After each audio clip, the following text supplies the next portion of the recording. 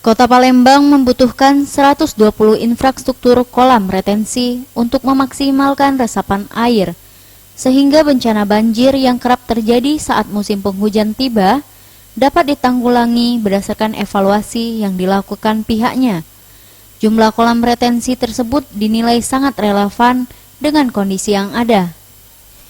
Sebab Kota Palembang yang merupakan wilayah dataran rendah dan rawa saat ini baru memiliki 40 kolam retensi, sehingga air yang tumpah di permukaan tidak terserap maksimal untuk dialirkan kembali ke sungai.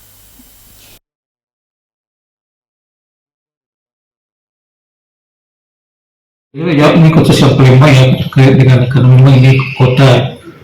Secara master plan-nya kolam retensi yang dibutuhkan itu kurang lebih 120, yang ada baru sekarang sekitar 40-an.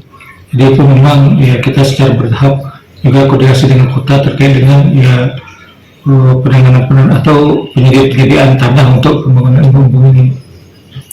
Di samping juga nanti katanya juga Pak Kota juga sudah menyiapkan ya regulasi kan seperti yang terkait Pak Dirjen. Nanti tadi yang perumahan-perumahan atau pengembang-pengembang juga bertanggung jawab nanti terkait dengan apa.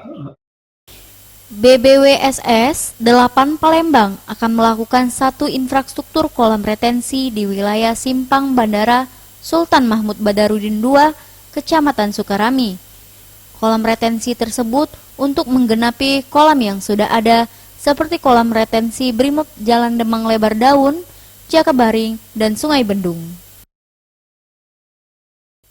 Tim Liputan Sriwijaya TV.